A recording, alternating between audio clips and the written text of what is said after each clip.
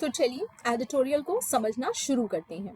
In an unusual departure from the established parliamentary convention, the Lok Sabha adopted the motion of thanks to the President's address to Parliament without the Prime Minister's reply to the debate on February 5.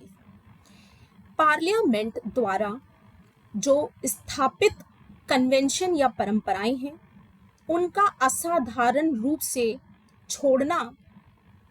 असाधारण रूप से छोड़ा गया जब parliament या लोकसभा द्वारा president के parliament को के संबोधन के बाद मोशन ऑफ थैंक्स को अडॉप्ट कर लिया गया प्राइम मिनिस्टर की डिबेट को रिप्लाई के बिना ही फरवरी 5 को। सो बेसिकली यहाँ पर मैं एक छोटी सी चीज़ आपको समझा देती हूँ बच्चों। देखो क्या होता है, हमारे पार्लियामेंट में बजट सेशन के बाद जो प्रेसिडेंट है ना, वो पार्लियामेंट को एड्रेस करते हैं। क्या करते हैं? पार्लियामेंट को एड्रेस करते हैं। एक एड्रेस जो होता है वो गवर्नमेंट की पॉलिसीज़ को लेकर होता है, ठीक है। उसे as it is president read करते हैं। उसके बाद उन पॉलिसीज़ पर पार्लियामेंट के मेंबर्स यानी जितने भी एमपीज हैं वो डिबेट और डिस्कशंस करते हैं, ठीक है। तीसरे नंबर पर प्राइम मिनिस्टर उन डिबेट्स पर क्या करते हैं? रिप्लाई करते हैं। और चौथे नंबर पर एक मोशन ऑफ थैंक्स प्रेसिडेंट के लिए पास किया जाता है कि उन्होंने पार्लियामेंट को जो संबोधित किया उसके लिए उनका धन्यवाद है। और ये धन्यवाद कौन करता है? ऑब्वियस सी बात है, मेंबर्स ऑफ पार्लियामेंट ही करेंगे। सो ये चारों स्टेप्स हैं। इसमें से इस सेंटेंस में ये कहा जा रहा है कि फोर्थ वाली स्टेप को स्किप कर दिया गया और प्राइम मिनिस्टर की रिप्लाई के बिना ही मेंबर्स ऑफ पार्लियामेंट ने मोशन ऑफ थैंक्स को लाया प्रेसिडेंट को वेलकम करने के लिए या थैंक्स बोलने के लिए। क्लियर हो गया सभी को? The explanation by the Lok Sabha Speaker Om Birla for the Prime Minister not replying to the discussions on the motion raised more questions than it answered. और लोकसभा के जो स्पीकर हैं ओम बिरला, उनके द्वारा इसके लिए जो सफाई पेश की गई कि प्राइम मिनिस्टर ने क्यों डिस्कशन नहीं किया या डिस्कशन का कोई रिप्लाई नहीं दिया और सीधे मोशन ऑफ थैंक्स पार्लियामेंट में पास हो गया, उससे आंसर तो नहीं मिलता बल्कि और ज़्यादा सवाल खड़े हो जाते हैं। Mr. Birla said that he had concrete information about opposition members of parliament planning something unexpected.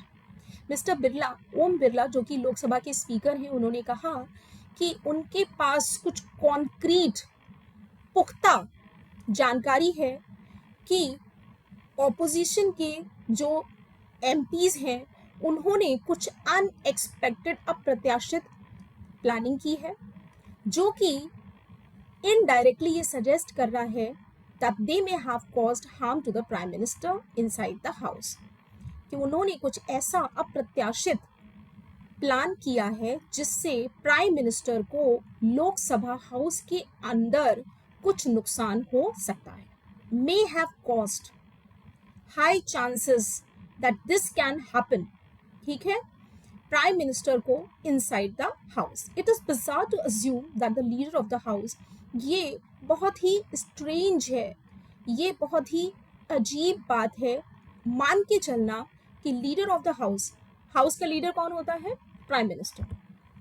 Avoid speaking in the house fearing harm from fellow MPs, कि मिस्टर जो प्राइम मिनिस्टर हैं वो लोकसभा में बोलते नहीं हैं क्योंकि उनके साथी एमपीज मेंबर्स ऑफ पार्लियामेंट जो हैं वो उनको नुकसान पहुंचाएंगे, इस चीज़ से वो डरे हुए हैं, इसलिए वो बोलने से बचते हैं। ठीक है, क्लियर हो गया? सो बेसिकली देखो, ऑब्लिक का मतलब क्या था? ऑब्लिक रेज के लिए यूज़ किया जाता है। तो ऑब्लिक रेज कैसी होती है? तिरछी होती है, दोज आर नॉट स्ट्रेट। तो यहीं से मीनिंग आ गया इनडायरेक्ट। और कैसी होती है? डायगनल होती है। तो दोनों मीनिंग हो गए क्लियर। ऑब्लिक मतलब डायगनली एंड इनडायरेक्टली। और बिजार का मतलब होता है द सिचुएशन वॉज बिजार। क्या चीज़ बिजार थी? कि प्राइम मिनिस्टर ने जो डिबेट को रिप्लाई करना था वो नहीं दिया और लोकसभा स्पीकर ओम बिरला ने ये सफाई देते हुए कहा कि प्राइम मिनिस्टर ने इसलिए नहीं बोला क्योंकि मुझे पुख्ता जानकारी मिली है कि मेंबर्स ऑफ ऑपोजिशन ने प्राइम मिनिस्टर के अगेंस्ट उनको नुकसान पहुंचाने के लिए कुछ प्लानिंग कर रखी थी। ठीक है, और साथ में यहाँ पर देखो हमें एडिटर की टोन भी मिल रही है, उसका एटीट्यूड भी मिल रहा है कि नेगेटिव है। क्या है कि प्राइम मिनिस्टर इस डर से नहीं बोले क्योंकि उन्हें फेलो एमपीज से कुछ खतरा था, कुछ नुकसान होने की गुंजाइश उन्हें दिखाई दे रही थी। क्लियर हो गया? So developments in the house earlier, और टोन कैसी है, बेसिकली नेगेटिव है कि उन्हें प्राइम मिनिस्टर को डर था इसलिए नहीं बोले। क्लियर है? Developments in the House earlier and outside provide a more plausible reason for the Prime Minister not showing up in the Lok Sabha. House में यानी लोकसभा में जो भी गतिविधियां हुई हैं अर्लियर यानी पहले, और आउटसाइड लोकसभा के बाहर भी, वो एक ज़्यादा प्लॉजिबल का मतलब रीजनेबल या बोलना चाहिए एक क्रेडिबल, विश्वास करने लायक कारण बताती हैं कि क्यों प्राइम मिनिस्टर लोकसभा में नहीं आए थे। The leader of opposition in the Lok Sabha, Rahul Gandhi, during his speech on the discussion on the motion of thanks. अब leader of opposition Rahul Gandhi की बात हो रही है कि उन्होंने मोशन ऑफ थैंक्स पर जो डिस्कशन करते हुए अपनी भाषण दिया, सॉट टू साइड, उसमें उन्होंने क्या चुना, उन्होंने कोशिश की कि वो पहले आर्मी स्टाफ के चीफ रह चुके जो मिस्टर एम नरावने हैं, उनकी बुक के कुछ अंश उन्होंने कोट किए, उन्होंने साइट किए। ठीक है, which was disallowed by the chair, जिसको लोकसभा स्पीकर ने अनुमति नहीं दी। On the one hand the LOP was not allowed to speak, एक तरफ तो लीडर ऑफ ऑपोजिशन को बोलने की अनुमति नहीं मिली, on the other hand the prime minister chose not to speak, दूसरी तरफ प्राइम मिनिस्टर ने नहीं बोलने को चुना। Both are against parliamentary norms, दोनों ही पार्लियामेंट में नॉर्म्स जो हैं, परंपराएं हैं, एस्टेब्लिश प्रोटोकॉल और अरेंजमेंट है, उनके खिलाफ है। मोर देन दैट, और इससे भी ज़्यादा, a disturbing erosion of democratic accountability, और इससे भी ज़्यादा डेमोक्रेटिक अकाउंटेबिलिटी और आंसरेबिलिटी का रिडक्शन, डिस्टर्बिंग मतलब परेशान कर देने वाला, इरोजन, रिडक्शन भी है। लोगों का विश्वास डेमोक्रेटिक अकाउंटेबिलिटी से उठ जाएगा, ये परेशान करने वाला जो तथ्य है उससे ज़्यादा है। ठीक है, कि पार्लियामेंट्री नॉर्म्स का उल्लंघन किया गया है, ये बात तो सही है, लेकिन उससे भी कहीं ज़्यादा जो एमपीज़ की डेमोक्रेटिक अकाउंटेबिलिटी है उसमें भी कमी आएगी। ठीक है, सो एक्सर्प्स का मतलब क्या होता है, किसी चीज़ का पार्ट, पोर्शन, फ्रेगमेंट, सेगमेंट। यहाँ पर एक्सर्प्ट्स वर्ड यूज़ किया था कि एम नरावने की बुक से कुछ अंशों का हवाला देते हुए राहुल गांधी ने कुछ क्वेश्चंस किए थे। ठीक है, इरोजन का मतलब होता है कमी आ जाना, रिडक्शन, डिटेरियोरेशन, कॉरोजन, रिडक्शन। ठीक है, सॉइल इरोजन होता है, मतलब सॉइल की जो टॉप मोस्ट लेयर होती है वो हट जाती है, कम हो जाती है। ठीक है, सो वहीं से ये वर्ड आया है इरोजन, इसका मतलब रिडक्शन होना।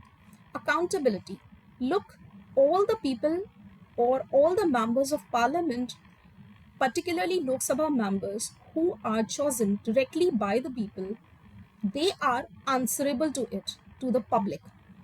ठीक है, चूंकि लोकसभा के मेंबर्स को जनता चुनती है, इसलिए वो जनता के प्रति उत्तरदायी होते हैं। उत्तरदायी होना मतलब आंसरेबल होना, अकाउंटेबल होना, उनकी कुछ लाइबिलिटी है, जिम्मेदारी है। Right, the debate and reply function as a mechanism through which the executive is held accountable to the parliament.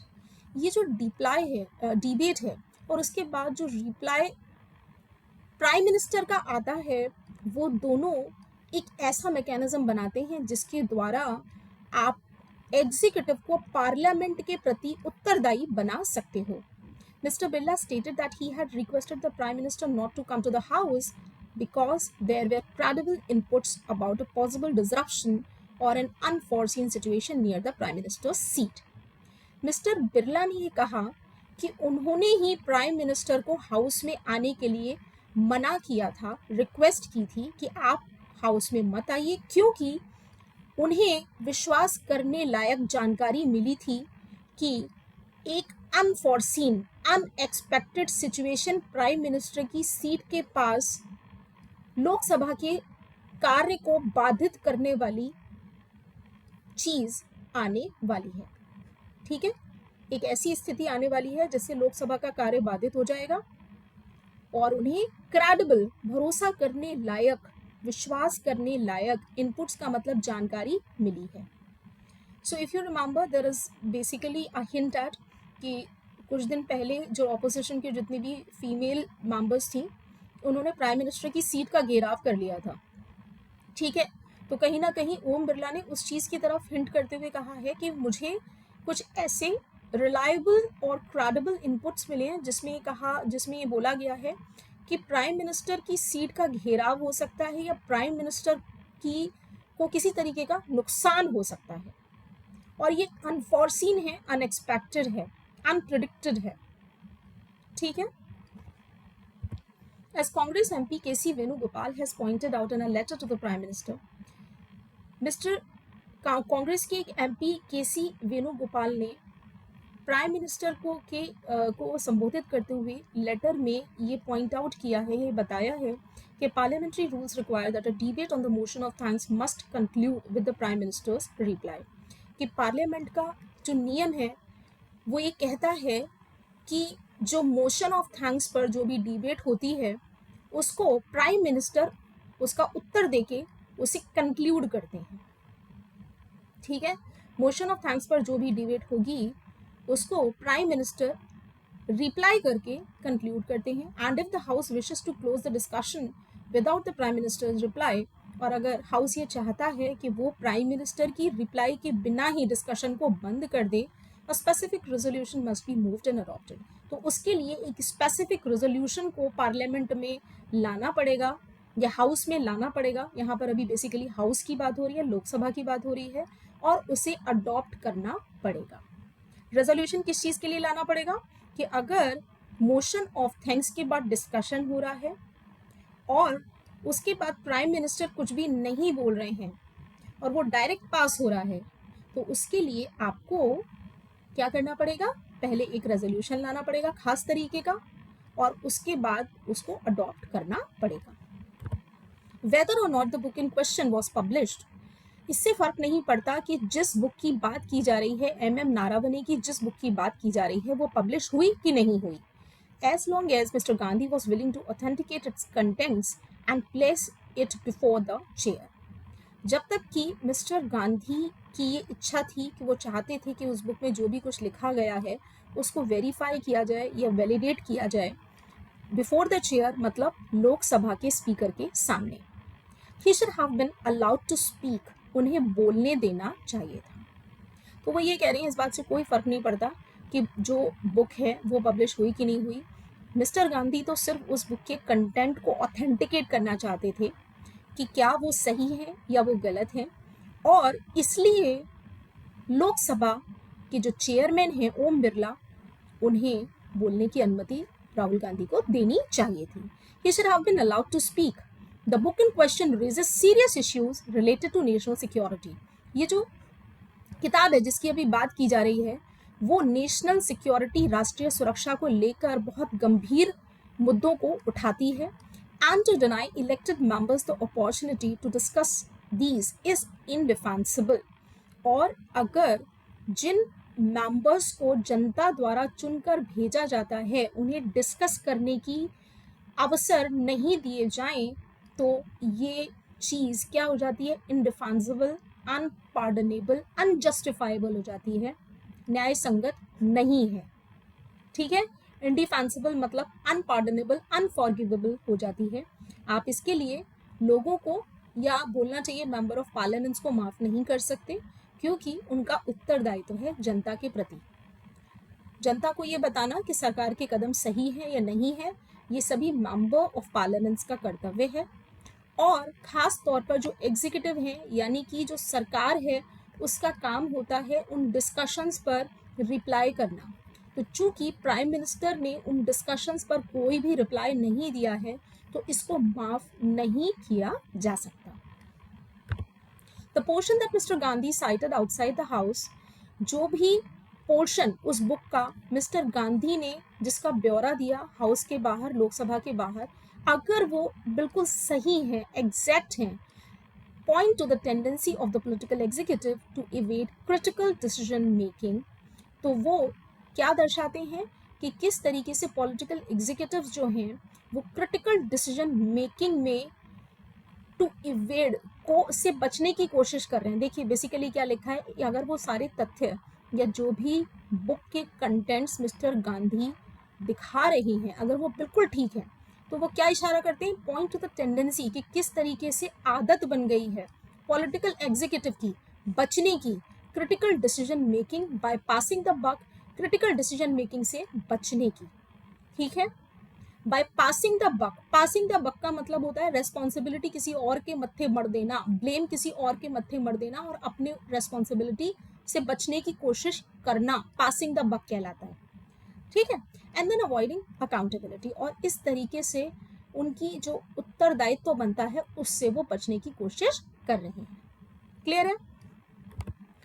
A thorough parliamentary discussion concluding with the Prime Minister's reply would have been the opportunity to prove that charges wrong.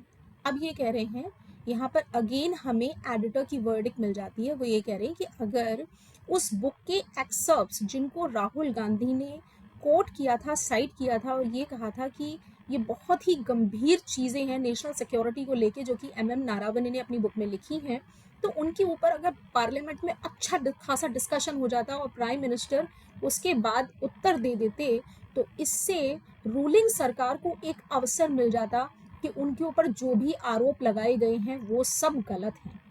Bye skipping the reply, reply यानी उत्तर को skip कर छोड़कर, avoid करके, prime minister Narendra Modi proved his critics right, prime minister Narendra Modi ने अपने आलोचकों को सही साबित कर दिया है। क्रिटिक्स कौन होते हैं? आलोचक। ठीक है, जो आपके अंदर कमियां निकालते हैं। क्लियर हो गया? तो देखो सीधे सीधे हमारे जो टोन मिल रही है यहाँ पर एडिटर की, वो क्या है, रूलिंग गवर्नमेंट को लेके उनकी टोन बहुत नेगेटिव है।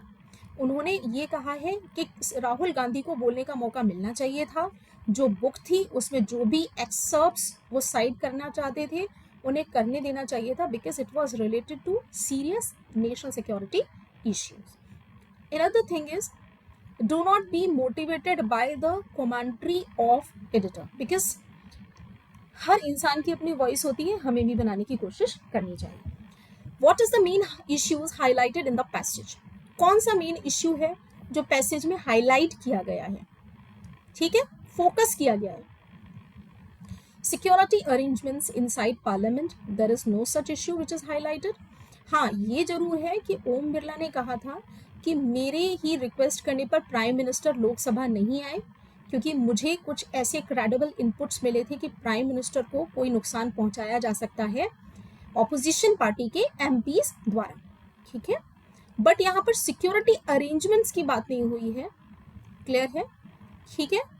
दूसरा, erosion of parliamentary accountability and norms, parliament में जो एमपीज की अकाउंटेबिलिटी है और जो नॉर्म्स हैं, पार्लियामेंट के एस्टेब्लिश्ड कन्वेंशंस हैं, वो दोनों इरोड हो रहे हैं, कम हो रहे हैं। This is the issue which is highlighted by the editor, right. So यहाँ पर क्लियर कट उन्होंने यही बताया है कि एस्टेब्लिश पार्लियामेंट्री डेमोक्रेसी में ये 4 स्टेप्स हैं। 3rd नंबर वाली जो स्टेप है वो बहुत पैरामाउंट इम्पोर्टेंस की थी लेकिन उसे स्किप कर दिया गया। तो ये क्या शो करता है कि शायद मोदी गवर्नमेंट के ऊपर जो भी एलिगेशंस या चार्जेस लगाए गए थे वो सही है। कंक्लूडिंग स्टेटमेंट में हमें क्लियर कट ये मिलता है। ठीक है, एक बार फिर से याद दिला देती हूँ, पैसेज करते समय सबसे पहले हमें पता चलना चाहिए कि सब्जेक्ट क्या थी, ऑथर की टोन या एटीट्यूड क्या था, पैसेज का फ्लो क्या था, और चौथा कंक्लूजन क्या था। पैसेज पढ़ने के बाद आप सबको ये समझ में आ गया होगा सब्जेक्ट क्या है, लोकसभा में प्राइम मिनिस्टर द्वारा डिस्कशन के बाद कोई रिप्लाई नहीं देना, राहुल गांधी द्वारा चार्जेस जो लगाए गए उनका कोई उत्तर ना देना, ये इसका सब्जेक्ट है। स्टेप 3 जो थी उसको स्किप कर देना, राइट। टोन क्या है? टोन नेगेटिव है। ठीक है। फ्लो क्या है? ये क्रिटिसाइज कर रहे हैं गवर्नमेंट को, रूलिंग गवर्नमेंट को कि राहुल गांधी जो लीडर ऑफ ऑपोजिशन है उनको बोलने का मौका ही नहीं दिया गया, और प्राइम मिनिस्टर ने खुद अपनी इच्छा से नहीं बोला। ठीक है, और कंक्लूजन क्या निकला है? कंक्लूजन ये निकला है कि उनके जो क्रिटिक्स हैं शायद वो सही हैं, खुद ही उन्होंने अपने क्रिटिक्स को मोदी जी ने सही साबित कर दिया है। So answer is B. Why was the adoption of the motion of thanks considered unusual? Prime minister की रिप्लाई को स्किप करके सीधे मोशन ऑफ थैंक्स जो पार्लियामेंट में आया उसे अनयूजुअल, अनकॉमन, एबनॉर्मल क्यों बताया गया है? क्योंकि it was passed without any debate, क्योंकि डिबेट के बिना ही पास हो गया। डिबेट तो हुई थी लेकिन प्राइम मिनिस्टर का रिप्लाई यानी थर्ड नंबर जो स्टेप था वो स्किप हुआ था। ठीक है, so this is wrong. It was passed without the president's approval. President का अप्रूवल यहाँ नहीं लगता है। ठीक है, सबसे पहले प्रेसिडेंट एड्रेस करते हैं पार्लियामेंट को, जहां वो सरकार की नीतियां बताते हैं, उन नीतियों पे डिबेट होती है, डिस्कशन होता है। तीसरे नंबर पे प्राइम मिनिस्टर रिप्लाई करते हैं कि जो जो चीज़ें डिस्कशंस में आई हैं, जो जो प्रश्न उनसे पूछे गए हैं उनका रिप्लाई करते हैं। और चौथे नंबर पे मोशन ऑफ थैंक्स आता है जिसमें मेंबर्स ऑफ पार्लियामेंट प्रेसिडेंट को धन्यवाद कहते हैं कि उन्होंने पार्लियामेंट को एड्रेस किया। ठीक है, so this is not in question, यहाँ पर कोई बिल पास नहीं हो रहा है जिसमें प्रेसिडेंट का अप्रूवल लगेगा। Clear? It was passed without the prime minister's reply, clear cut mentioned है। ठीक है, you can pause the screen for a while and work out your questions, your answers, and then you can check. The speaker justified the prime minister's absence mainly by citing, क्या कहकर speaker ने prime minister के Lok Sabha house से अनुपस्थित रहने को justify किया? Health concerns थी, नोवेयर मेंशन। इंटरनेशनल कमिटमेंट्स थे, कहीं और जाना पड़ा, नोवेयर मेंशन। पॉसिबल डिसरप्शन और अनएक्सपेक्टेड सिचुएशन, यही उन्होंने बोला है कि उन्हें क्रेडिबल इनपुट्स मिले हैं इस चीज के। ठीक है, so this is the answer. Fourth, the author considers the explanation given by the speaker as, author जो एक्सप्लेनेशन दिए गए हैं स्पीकर द्वारा प्राइम मिनिस्टर के अनुपस्थित रहने के, उनको क्या मान रहा है, कैसे कंसिडर कर रहा है? कन्विंस हो रहा है उनसे? नहीं। उनको लीगली स्ट्रांग मान रहा है? नहीं। Raising more doubts than clarity, clear बोला है उन्होंने, आंसर्स कम मिल रहे हैं, क्वेश्चन ज्यादा खड़े हो रहे हैं। ठीक है, the phrase passing the buck in the passage suggest, मैंने आपको क्लियर कट बताया था कि किसी और के ऊपर ब्लेम लगा देना या अपनी रिस्पॉन्सिबिलिटी से बचने की कोशिश करना ही पासिंग द बक कहलाता है। ठीक है, तो shifting responsibility to avoid accountability is the answer.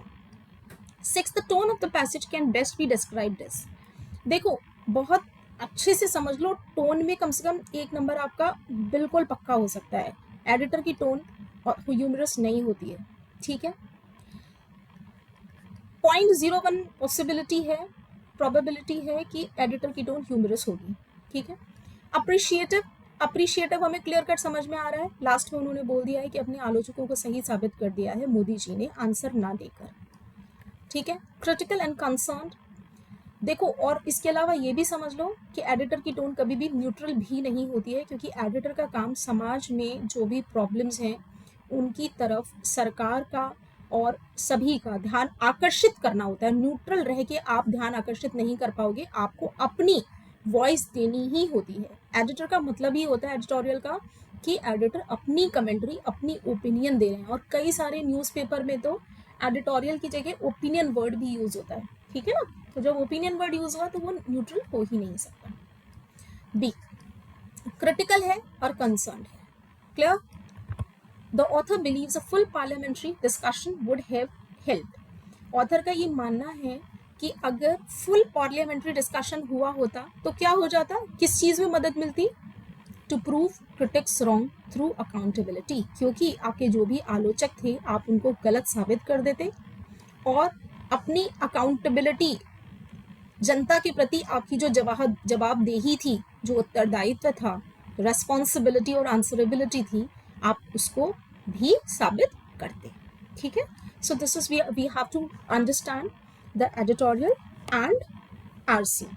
Friends, मेरा पर्पस सिर्फ और सिर्फ आपको हेल्प करना है कि किस तरीके से आरसी को समझते हैं, जिससे आप इंडिपेंडेंटली आरसी को समझना और उसके क्वेश्चंस को आंसर करना सीख पाएं। और मेरा ये मानना है कि आरसी को समझने के लिए अगर आप 30 से 40 दिन मेरी वीडियोस देख लेंगे तो आपको इंडिपेंडेंटली आरसी करना आ जाएगा, एडिटोरियल समझ में आने लग जाएगा. So with this note I say thank you very much. Kindly share and subscribe to my channel, क्योंकि जब आप शेयर करते हैं, सब्सक्राइब करते हैं तो मोटिवेशन मिलता है कि हम आपको आगे भी गाइड करें. Thank you.